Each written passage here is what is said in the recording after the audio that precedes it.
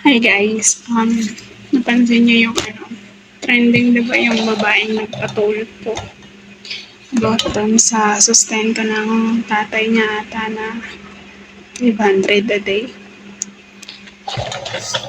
Ba't kaya kailangan pang maging umabot sa ganun? No? Alam mo yung imbes na magpasalamat ka na lang kasi nasusustentohan ka kahit ganun lang kalaki. Respeto na lang din dun sa tatay mo na at least hindi kaya pinapabayaan, di ba? Kahit pa paano, kahit sa ganung bagay lang. Sa panahon ngayon talaga, basta lang makapag-desisyon yung mga tao, no?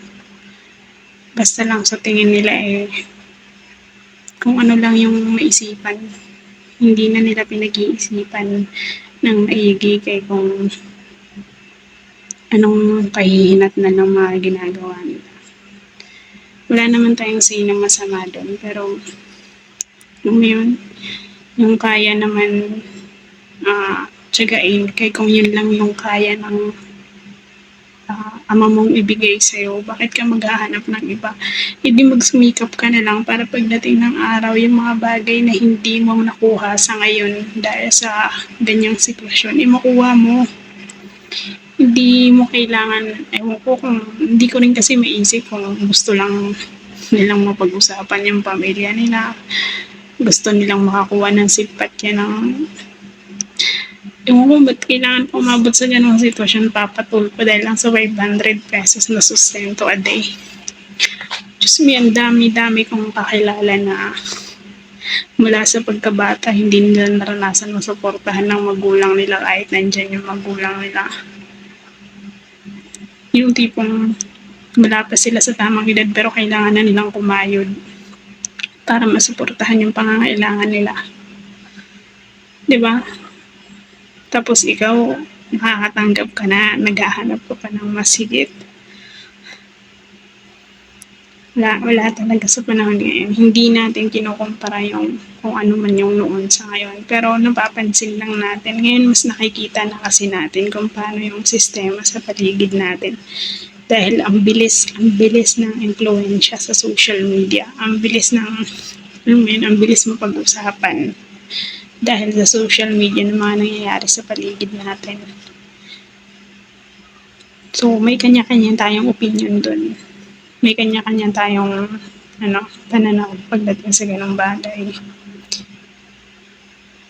Pero kasi, magulang mo yan eh. Tapos, siguro naman alam mo kung ano yung sitwasyon na meron kayo. Diba? Kung na-influensyahan ka lang ng magulang ng nanay mo, sa side ng nanay mo, sa side ng tatay mo para maghanap ng mas higit or maghangad ng mas higit.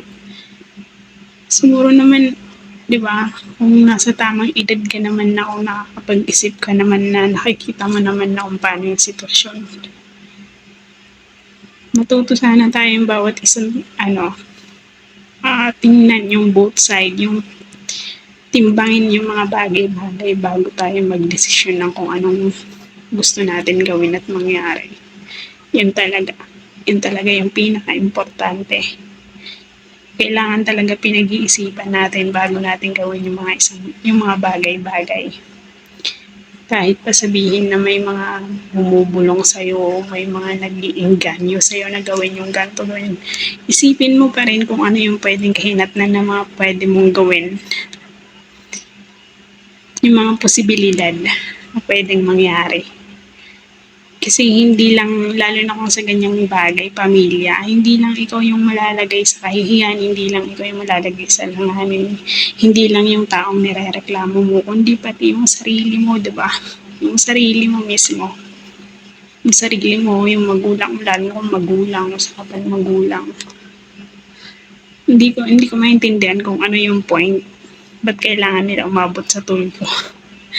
Pero yun nga, siguro, may pera din sa ganun, no?